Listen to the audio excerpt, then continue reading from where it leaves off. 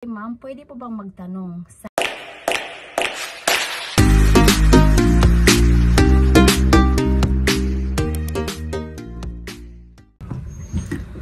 Hello guys, welcome to my channel and welcome to the boat. Andito pa rin tayo sa boat. Kalat pala ito. Dami kong kalat. Okay. So for today's video is gagawa na naman tayo ng kasagutan sa nag-comment. So for today's video is Q&A vlog na naman. So sa nag-comment sa aking video, actually doon siya nag-comment sa aking H&M haul, doon sa try-on, yung napasugod ako sa H&M. Pero yung comment niya hindi regarding sa H&M. Hayaan nyo yung aking kalat sa likod. Okay, so ang kanyang comment is shout out natin si Christy Almonet. Ayan, si Christy. Ay, ang sabi niya sa akin, "Hi ma'am, pwede po bang magtanong saan po ang agency niyo dito sa Manila na in-applyan? Hiring pa po at ano po ang qualification kapag housekeeper ka lang?" Housekeeper lang, sabi niya. Thank you. Okay, ulitin ko. "Hi ma'am, pwede po bang magtanong saan po ang agency niyo dito sa Manila na in-applyan? Hiring pa po ba? At ano ang qualification pag housekeeper lang? Thank you and God bless." Okay. Hi Christy. Shout out sa iyo. Maraming salamat sa pag-iwan mo ng comment. And 5 days ago. So doon sa bagong upload din 5 days ago. Salamat sa pag-iwan mo ng comment dito sa aking video. And yung agency po is wala po akong alam na agency. Hindi ako galing sa Pinas. Hindi mo siguro napanood yung iba kong video. Ako ay galing ng Singapore. Sa Singapore po ako nag-process na aking mga papeles papunta dito. Sa Singapore ako na-hire ng aking mga amo. And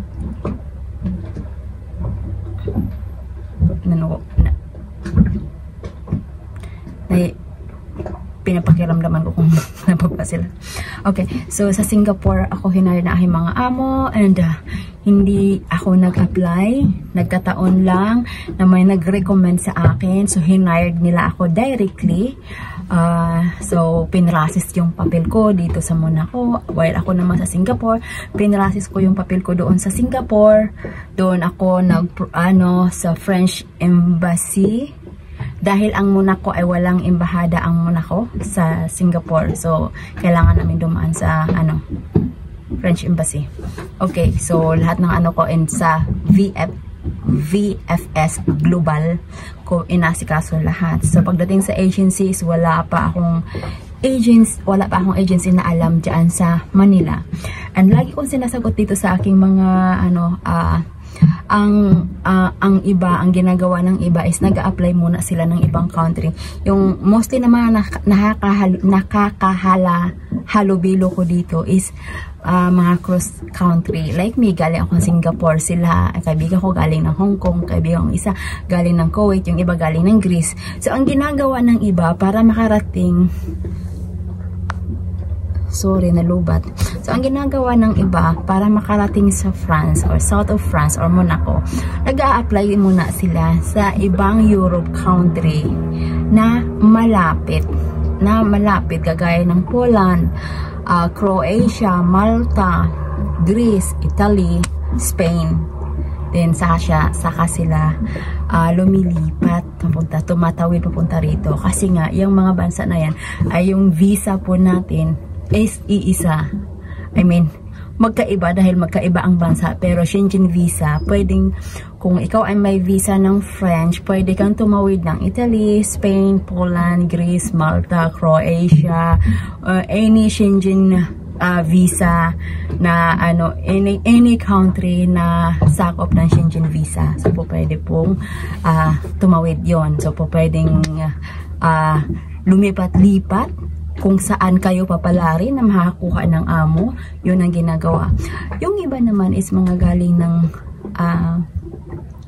galing ng Middle East, dinadala ng mga amo dito. And then pagdating dito is nakipagsapalaran na. So, kanya-kanyang diskarte na kung paano makawala sa amo. Yung iba nagpapaalam naman ng maayos, yung iba ay hindi na nagpaalam dahil hindi pinapayagan ng amo. So, kanya-kanyang diskarte para lang makipagsapalaran dito. So, pag sinabi kong makipagsapalaran, pag sinabi kong pakikipagsapalaran is kailangan tibayan ng loob yan. Kung kaya mo umuwi ng ilang kaya mong hindi makauwi ng ilang taon, hindi makita ang pamilya kung ikaw ay may anak, hindi makita ang anak mo habang wala ka pang papel dito, dahil kahit wala kang papel dito, malaya kang makakapagtrabaho, makakahanap ka ng trabaho na maayos ang sweldo. Ang problema nga lang is hindi ka makakauwi ng Pinas. I mean, makakauwi naman ng Pinas, yun nga lang hindi ka na makakabalik. Makakauwi na ka ng Pinas for good na. So, ang ginagawa ng iba is nagtatrabaho ng trabaho dito, nag-iipon ng pera, and then after many years or after how many years may naipon na, umuwi sila ng Pinas. Okay. So, pero kung ikaw na may swertehin, makahanap ka ng amo na willing kang papapilan, willing kang i-declare, bibigyan ka ng papel, papapilan ka, and maasikaso ka agad, kagaya nangyari sa akin. Ako kasi, pagdating ko dito, sa Singapore pa lang talagang senior na legal yung aking pagpasok dito, dahil maayos yung aking trabaho sa Singapore, may iniwan din akong amo. So, diniscuss ko, bago ko ginrab yung opportunity ito, nag-discuss muna kami both sides. So, pumunta sila doon sa Singapore, nagkausap kami, nag-open kami, bawat isa, side ko at side nila. So, nung nagkaintindihan na kami, saka na kami nag-proceed. Pero nung time na yon na proceed na nila, is sinabihan din nila ako na itong ating gagawin, maaring okay sa atin both side, pero ito ay nakadepende pa rin sa government ng Monaco kung i-allowed sila na mag-hire ng kagaya ko na nasa ibang bansa. Dahil dito, marami ng mga kababayan natin, marami ng mga Pilipina dito na po pwede naman nilang i-hire anytime na nandito na. Pero siguro talagang pinagkaloob ni God sa akin na sa akin mapunta itong trabaho na nandun ako. Hindi naman kami connected sa isa't isa dahil hindi ko sila kilala.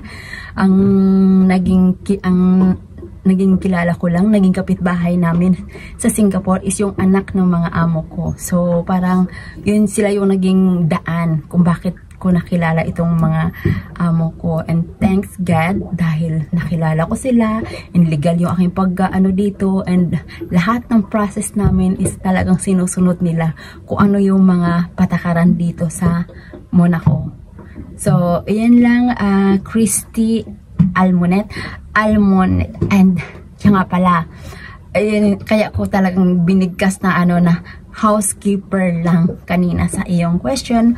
Wag mong nilalang bawat trabaho natin, wag mong nilalang kahit sabi mong katulong, housekeeper o anong mga tagalinis, wag mong nilalang dahil yan ay marangal na trabaho yan. Marangal na trabaho.